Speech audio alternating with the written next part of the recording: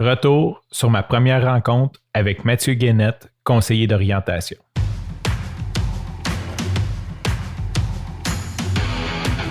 Il aime le code.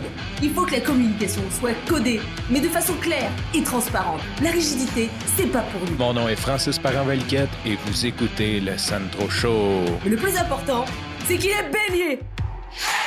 Il y a 2 jours, à l'épisode 843, j'ai publié un épisode de podcast qui est en fait une conversation que j'ai eue avec Mathieu Guénette, conseiller d'orientation organisationnelle, et dans lequel on parlait un peu de qu'est-ce qu'un conseiller d'orientation, comment que ça fonctionne, c'est quoi les étapes à suivre, c'est quoi les premières étapes, etc. Si jamais ça t'intéresse, je t'invite à retourner 2 jours en arrière. C'est l'épisode 843. On a parlé pendant une bonne heure. On a parlé aussi de d'autres sujets tels que son expérience en milieu carcéral.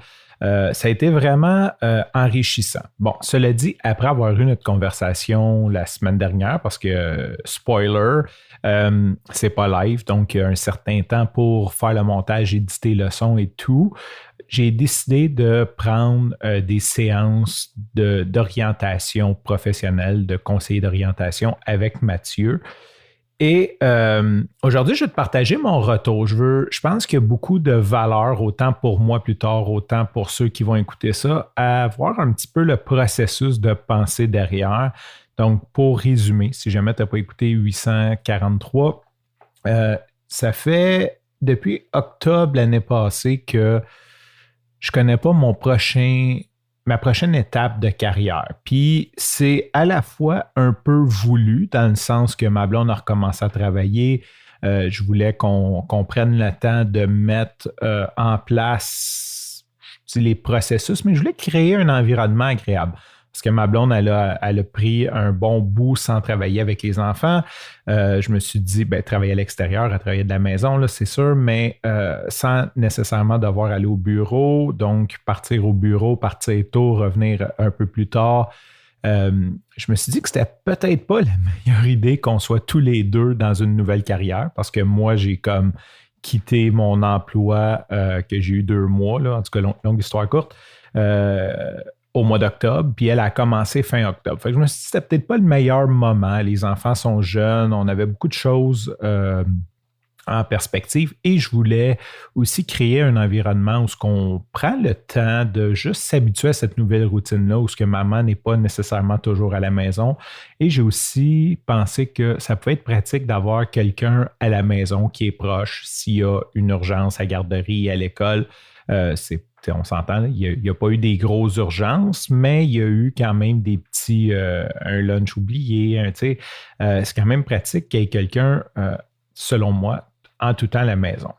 Donc, j'ai décidé de faire ça et d'un peu laisser aller les choses, de vivre au gré du vent des jobs que j'avais. C'est pas que je travaille pas, c'est que j'ai pas de vision ni à moyen terme, ni à long terme, puis je dirais quasiment pas à court terme. C'est ma vie. Je pourrais décrire ça en une phrase en disant que je vis comme un bum. Dans le fond, je vis de ce que je collecte au jour le jour. Peut-être un peu plus cueilleur-chasseur, dans le sens que je ne sais pas où va provenir ma prochaine paye. Cela dit, ça fonctionne correct, mais j'ai un grand manque intérieur et aussi j'ai un grand manque financier. On ne se le cachera pas. C'est bien beau vivre de simplicité volontaire et tout, mais l'inflation, le prix de tout augmente. C'est pas super le fun d'être dans cette position-là.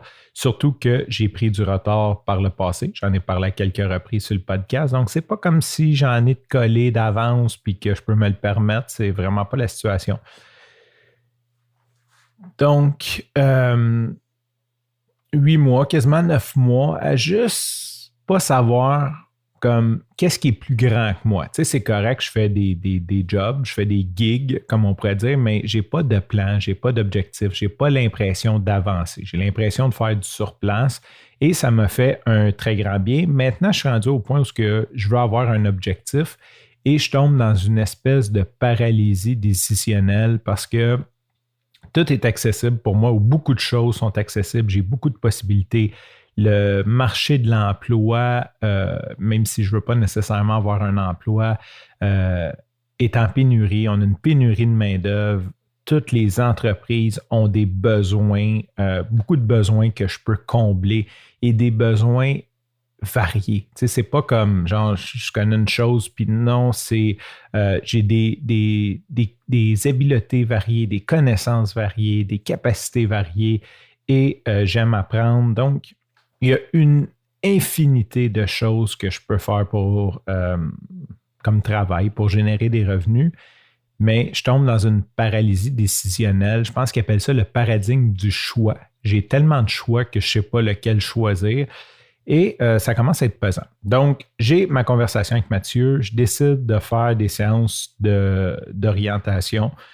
Et en full disclosure, on parle des tarifs et je calcule qu'en gros, c'est comme un 1100, 1200 $ minimum.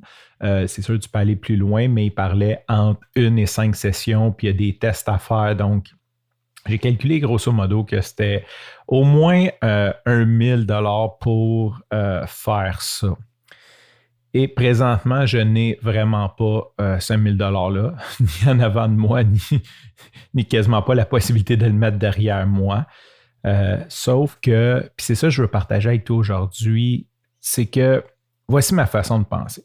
Si tu es d'une situation qui est inconfortable, puis que tu as une solution que tu crois, OK? Je ne veux pas dire comme qui t'est imposé ou quoi que ce soit, mais si tu as une solution pour t'en sortir ou quelque chose, un outil, un service professionnel qui peut t'aider à t'en servir, à t'en sortir, puis que ton excuse, c'est « j'ai pas l'argent », c'est que tu n'es pas prêt à faire les efforts pour t'en sortir. Si je dis le 1000 $ est un obstacle à trouver mon prochain ou m'aider à trouver mon prochain objectif de carrière, ben, je mérite de rester où ce que je suis. C'est comme ça que je pense. Tu sais, des fois, je vais parler à des gens, puis ils sont comme « Ah ouais, mais ça, c'est cher » ou tu sais, « Ah, j'aime pas. » Tu sais, comme, mettons, justement, on va prendre l'exemple typique, là, quelqu'un, puis c'est pas typique, là, mais quelqu'un qui me dirait genre « Ah, j'aime pas ma job, je sais pas quoi faire. » Ben, tu pourrais aller voir un conseiller d'orientation. « Ouais, mais ça va coûter 1000$, je veux pas dépenser là-dessus. » Ben, keep your problem, man. Tu sais, c'est comme, ça veut pas dire que ma solution, c'est la bonne pour toi, ça, je le comprends, mais si tu n'es pas prêt à mettre les efforts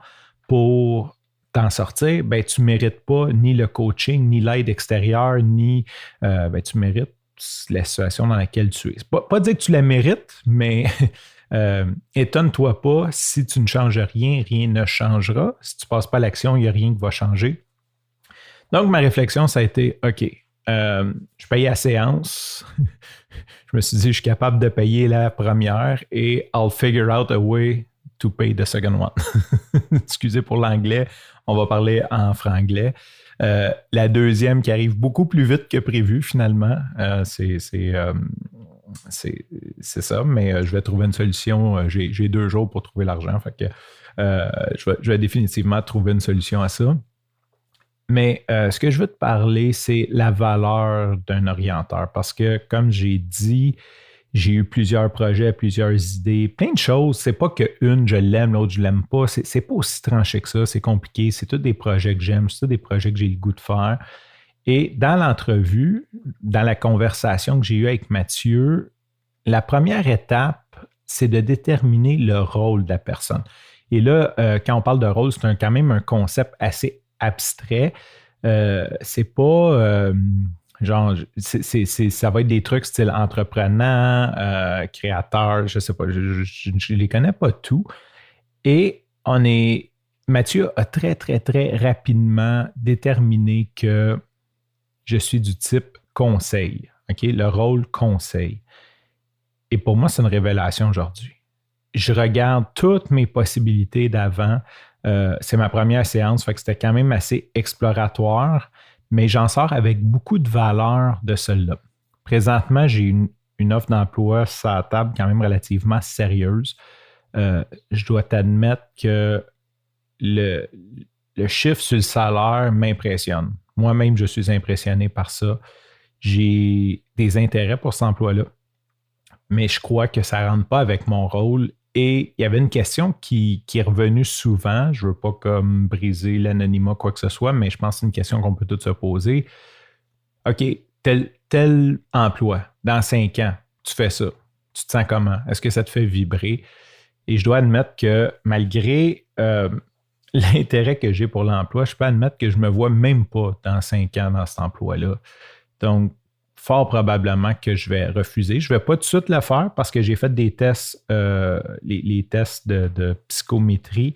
Je vais avoir les résultats dans 2 jours. J'ai une rencontre avec Mathieu, ma deuxième rencontre dans 2 jours. Je vais avoir les résultats. Fait que j'ai pas rien annoncé. Mais c'est ça. Rôle, conseil et ça m'illumine parce que ça fait longtemps que je dis que je veux, en fin de carrière, devenir ange investisseur. Bon, OK, je suis loin de là. Mais dans le fond, pourquoi? Pour aider des jeunes embarqués dans des startups, je dis des jeunes, mais des jeunes entrepreneurs à se lancer pour qu'ils puissent profiter de mon réseau de contacts, de mon expertise. Donc, puis j'ai fait quelques contrats de ces temps-là aussi en consultation comme ça. Et c'est ça mon rôle. Je veux être payé pour conseiller, pour épauler, un peu comme les coachs, que ce soit coach de vie, coach d'affaires, consultant expert, tu sais, peu importe, ça s'enligne vers ça. Puis c'est vrai que c'est ça que j'aime faire. J'aime le business model. J'aime aider les gens. C'est pas juste la business. J'aime vraiment aider les gens. Maintenant, je le fais souvent gratuitement pour beaucoup de monde. Il y a des gens qui vont me dire « Ah, as-tu un conseil là-dessus? » Puis je vais vraiment creuser la question avec eux.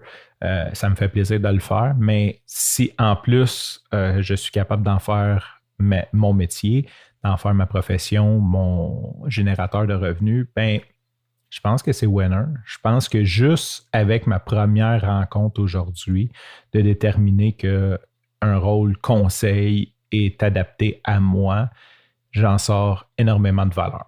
Sur ce, je te remercie pour ton écoute. Je te dis à demain et bye bye.